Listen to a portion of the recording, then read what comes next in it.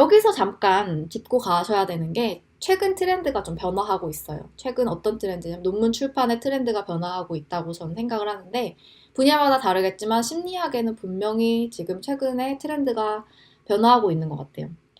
어, 저같이 논문을 내려고 하는 학생 입장에서 가장 중요한 거는 오픈 액세스 저널이 많이 늘어났다는 거예요.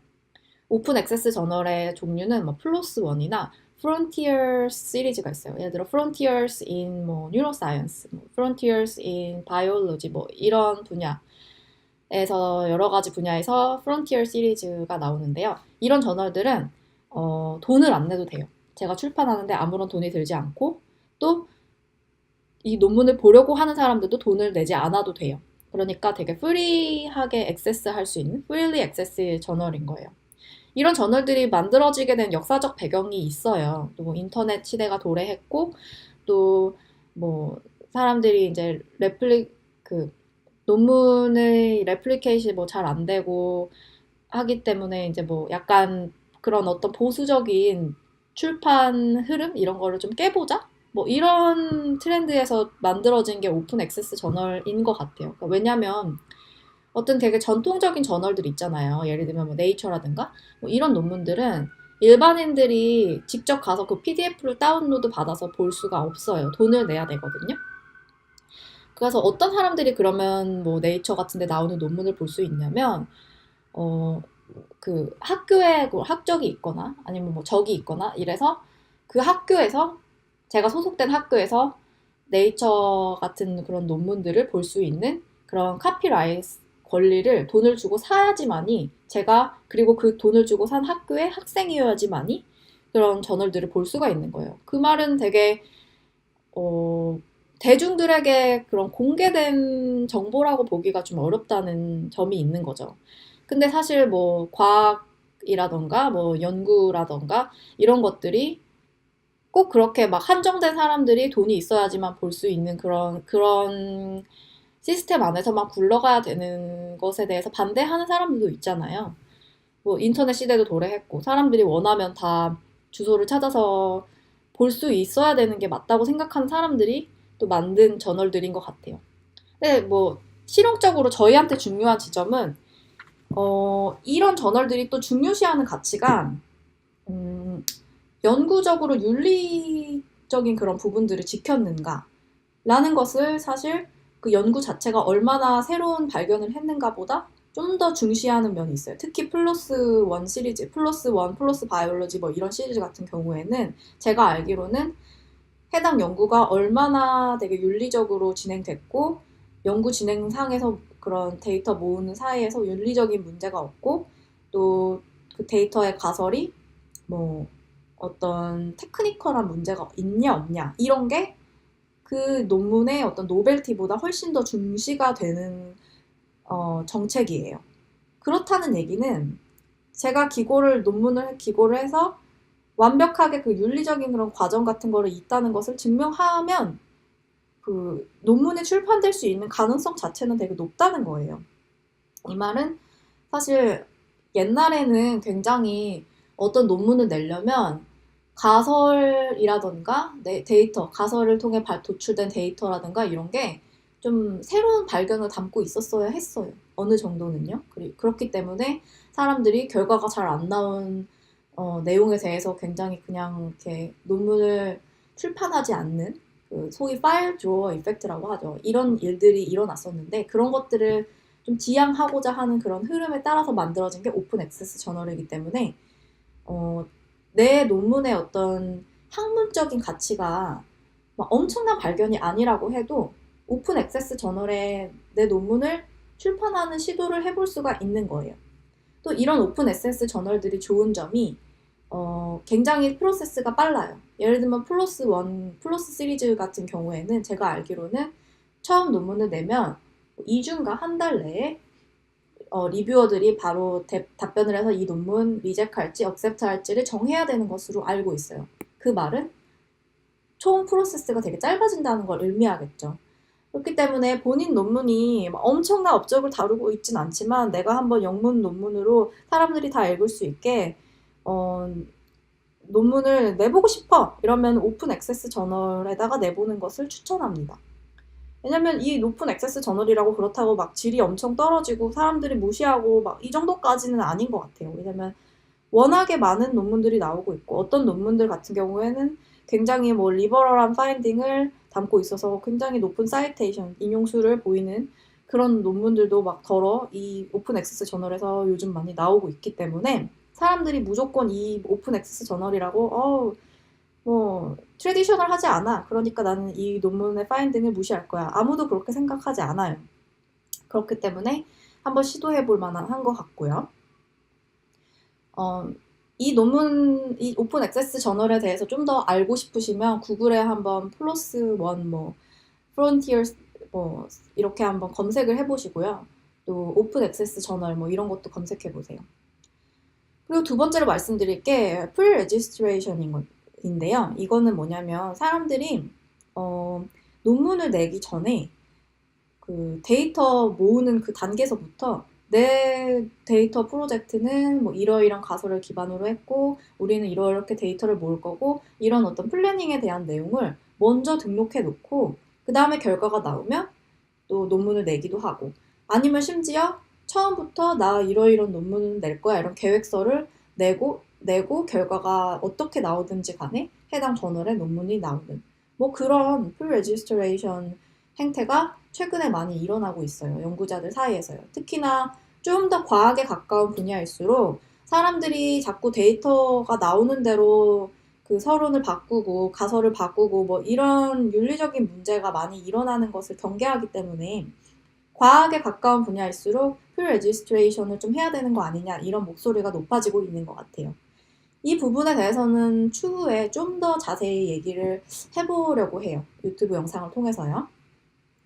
그리고 프리프린트는 뭐냐면 뭐 ARXIV 이걸 그냥 아카이브라고 읽더라고요. 이런 어떤 시스템을 통해서 내가 한 논문 프로젝트를 영어로 사람들이 다 볼 수 있게 그 원고의 형태로 내 어카운트에다가 내 원고를 올리는 그런 행위를 의미해요. 그래서 프리프린트를 해놓으면 구글 스칼라라는 그런 논문 검색 사이트, 구글에서 만든 사이트에 퍼블리케이션으로 이렇게 정식으로 나오고요. 사람들이 제 프린트를 보고 이 내용이 뭔지, 내가 논문 진행한 내용이 뭔지, 그리고 이 연구실에서 비록 아직 퍼블리시는 안 됐지만 이런 연구 주제 프로젝트를 했으니까 이 주제에 대한 내용을 논문 내용을 리뷰하고 뭐 심지어 인용까지 할 수 있는 그런 활로를 인터넷을 통해 만들어 놓으신 거라고 보면 돼요. 실용적으로 학생인 저희가 할 수 있는 방법은 이제 프린트를 퍼블리케이션이 되기 전에 좀 올려놓고 인용을 하거나 아니면 유학 준비를 할 때, 박사 유학 준비를 할 때 뭐 라이팅 샘플로서 활용할 수 있는 뭐 그런 좀 공식적인 방향이 열린 거라고 보실 수 있겠죠. 또 컨퍼런스 페이퍼 같은 경우에는 어떤 컨퍼런스는 막 한 3-4장 정도의 약간 축약된 논문 같은 그런 폼을 요구해요. 그 컨퍼런스에 포스터나 그 구조 발표를 하기 위해서요.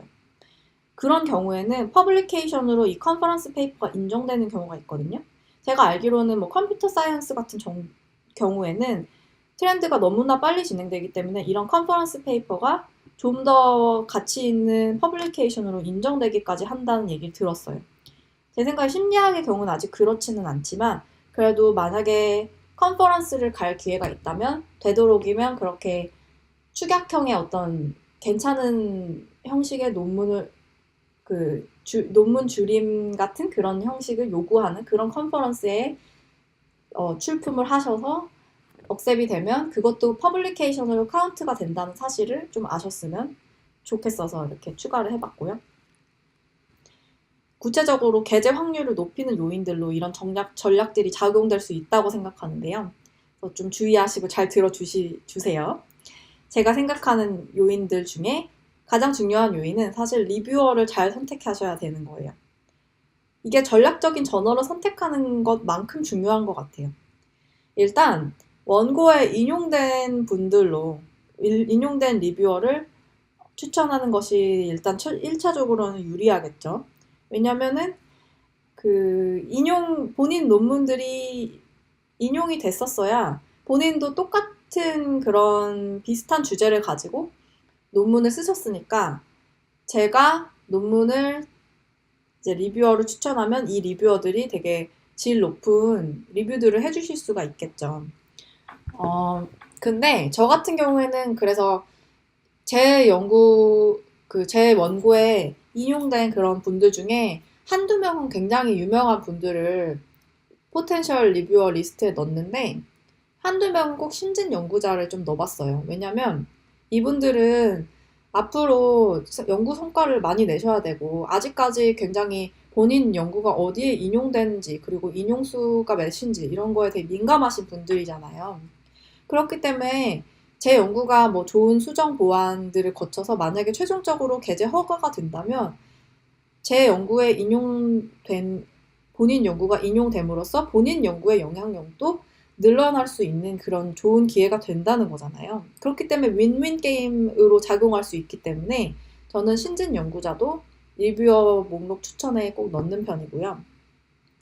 그리고 한두 명은 제가 기고하는 저널에 논문을 낸 연구자가 있다면 넣는데요. 꼭 교수일 필요 없어요. 포스트닥이거나 박사 과정인 사람이어도 제가 기고한 저널에 논문을 낸 사람들을 넣는데 왜냐면 이렇게 추천을 해야지 그 리뷰어들이 내 논문을 리뷰하겠다고 동의할 확률이 높아지기 때문이에요. 그렇기 때문에 이 신진 연구자라는 카테고리랑 기고 저널에 논문을 낸 연구자가 이렇게 겹치는 경우가 있겠죠. 예를 들어 어떤 포스트닥이 어떤 저널에 논문을 냈는데 이분들은 아마 이제 상대적으로 굉장히 신진 연구자잖아요. 이렇게 두 개가 겹치는 경우에는 더더욱이나 이제 포텐셜 리뷰어 리스트로 추천을 합니다. 그리고 에디터를 선택 가능한 경우도 있는데요. 에디터가 한 명인 경우도 있고 에디터가 여러 명인 그런 저널도 있는데 에디터가 여러 명인 경우에는 에디터를 선택하라고 그렇게 나와요. 그러면은 그 에디터가 쓴 논문들 같은 거 다 추적을 해보고 에디터의 이론적인 입장이 제 원고의 이론적 입장과 일치하는지 아닌지를 꼭 확인하셔야 됩니다. 꼭 확인해서 그 이론적 입장이 대충 일치하는 그런 분으로 에디터를 선택하셔야 됩니다. 이거는 무슨 뭐 되게 비윤리적인 과정이 아니에요. 왜냐면 모든 연구는 본인의 이론적인 입장이 있는 것이고 그 이론적인 입장에 따라서 어떤 주장을 하는 거지 막 엄청나게 막 객관적인 사실을 막 절대적으로 다루고 있는 것이 아니기 때문에 전략적으로 선택을 하셔야 되는 거예요. 만약에 제가 어떤 에디터를 선택했는데 그 에디터의 이론적인 입장이 저랑 완전 맞지 않으면 그 에디터는 좀 처음부터 제 논문을 이렇게 보정적으로 볼 가능성이 높고 그 결론적으로는 리젝을 할 가능성이 높잖아요. 그러니까 이거를 체크하는 것이 필수고요. 그 다음에 저널 선택 과정에서도 굉장히 전략적인 그런 사고가 필요한데요. 블라인드 리뷰 같은 경우 어떤 저널들은 블라인드 리뷰를 해요. 이 말은 이제 리뷰어가 그 저희의 존재를 알 수 없는 거예요. 저희가 누군지, 저희가 어떤 랩 출신인지, 어떤 나라 사람인지. 만약에 이제 원고에 데이터가 뭐 어디서 모아졌다 이러면 어느 정도 추측은 가능하겠지만 제 논문이 누구에 의해서 쓰여졌는지를 리뷰어들이 알 수 없게 하는 거예요. 근데 어떤 다른 저널들은 블라인드 리뷰를 채택하지 않아요. 그런 경우에는 리뷰어들이 누가 논문을 썼는지를 다 안다는 거잖아요. 이거는 이제 잘 생각을 해보셔야 되는 문제인 것 같아요. 만약에 본인이 속해 있는 연구실이 본인이 논문을 쓴 분야로 굉장히 많은 연구 실적을 쌓았다 같은 경우에는 제 생각엔 블라인드 리뷰 저널을 굳이 택하지 않으셔도 될 것 같아요. 왜냐면은 본인 랩이 이미 많은 연구 실적을 쌓았고 동료 연구자들이 많이들 저희 랩이 그 동일한 주제를 다루고 많은 연구를 해왔다는 걸 알면 오히려 그 블라인드 리뷰를 안 하는 게 플러스 요인이 될 거 아니에요. 왜냐면은 어느 정도 후광 효과라는 게 사람들이 있으니까요. 근데 만약에 그렇지 않다. 만약에 뭐 본인 지도 교수님이 아직까지는 제가 논문을 쓴 분야의 주제로 많은 논문을 쓰지 않으셨다. 라던가 아니면 아직 이제 많이 연차가 쌓이신 그런 분이 아니시다 라던가 뭐 이런 요인으로 봤을 때 내가 막 블라인드 리뷰를 안 했을 때 엄청 이득을 볼 것 같지 않다. 그런 학문적으로요. 그런 경우에는 블라인드 리뷰 저널을 전략적으로 서치해서 선택하는 것도 굉장히 좋은 전략인 것 같아요. 개인적인 경험을 말씀드리면 저 같은 경우에는 어, 약간 뭐 저희 랩 자체가 되게 새로 만들어진 랩이었고요. 그러다 보니까 블라인드 리뷰가 아닌 곳에 그 논문 기고를 했더니 또 리젝이 됐어요. 그렇다 보니까 뭐 완전 블라인드 리뷰를 안 한 게 저희 논문이 리젝된 주요한 이유인지 아닌지는 알 수 없죠. 뭐 그리고 공식적으로는 아니라고는 하지만 어느 정도 그래도 요인으로 작용했을 거란 생각이 좀 들더라고요. 리젝이 되고 나니까요. 그래서 블라인드 리뷰를 하는 다른 저널들을 좀 찾아서 그 중에서 좀 마음에 드는 저널을 골라가지고 전략적으로 타겟 저널로 선정했고 결국에는 게재 허가를 받은 거 보면은 블라인드 리뷰도 굉장히 조금 전략적으로 사고해서 선택해야 되는 옵션인 것 같아요. 그리고 출판된 논문의 그런 평균 소요 기간이 뭐 평균적으로 막 1년 넘고 이러면은 조금 약간 안 택하는 게 좋을 것 같아요. 이 말은 편집장 자체가 좀 되게 까다로운 분일 수 있다는 그런 거거든요. 아니면 저널의 어떤 정책 자체가 굉장히 막 까다로운 거를 요구하는 경우가 있을 수 있다는 거니까 이것도 좀 고려를 해보세요. 이걸 고려하는 방법은 본인 분야의 그 나온 저널들을 나온 그 논문들을 이렇게 검색을 해서 찾아본 다음에 그러면 이제 첫 페이지에 보통 뭐 이 원고는 언제 서브밋이 됐고 최종적으로 언제 억셉트가 됐다 이런 날짜가 나오는 경우가 있거든요. 그 날짜 간의 그런 기간 차이를 보시고 굉장히 오래 걸린 경우가 많았다 이러면은 조금 약간 더 고민을 해보시는 게 좋겠죠. 방향이나 주로 다루는 토픽 같은 것도 좀 중요한 요인인 것 같아요. 아까 임팩트 팩터랑 그 인용수 이런 거 설명할 때도 말씀드렸는데 만약에 제가 이제 내려고 했던 저널이 사회심리학에 대한 저널이다 라면은 그 사회심리학에 대한 그런 전반적인 이슈를 다루는 저널인지 아니면은 그냥 사회심리학뿐만 아니라 뭐 성격심리학 뭐 아니면 뭐 발달 심리학, 뭐 이런 다른 심리학 전반을 다루는 저널인가, 뭐 이런 것들도 조금 본인의 원고가 억셉될 수 있는지 아닌지에 중요한 영향을 미치는 것 같아요. 이게 무슨 말이냐면 만약에 제 논문이 좀 컨셉추얼하게는 그러니까 개념적으로는 굉장히 가설이나 이런 게 좋아.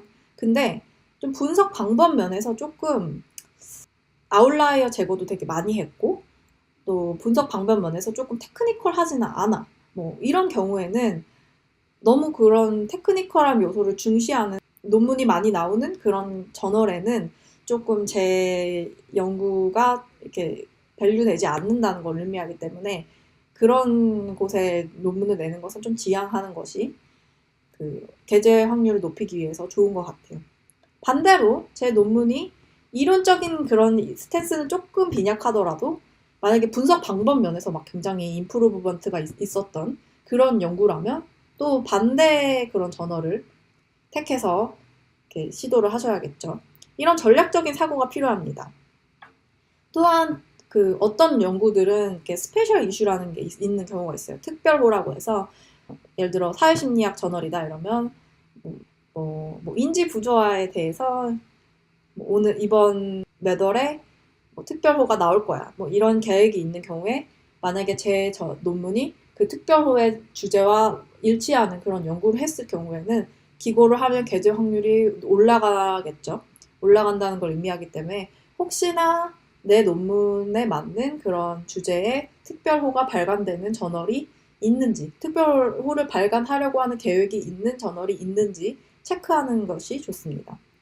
이런 거를 체크하기 위해서 그 컨퍼런스 메일 리스트 같은 거를 체크하는 것이 중요해요. 이 말은 그러니까 본인이 속한 학문 분야에 컨퍼런스가 있잖아요. 그 학문 분야에 속한 학자들이 주로 가는 컨퍼런스가 있을 텐데 그 컨퍼런스에 메일 리스트가 있잖아요. 그럼 그 메일 리스트에 이러이러한 뭐 저널에서 이러이러한 논문 주제로 스페셜 이슈를 발간할 거야 이렇게 공지를 하는 경우가 있거든요. 그런 거를 이렇게 잘 트래킹할 수 있도록 메일 리스트에 가입을 해놓는 것이 좀 중요할 것 같아요.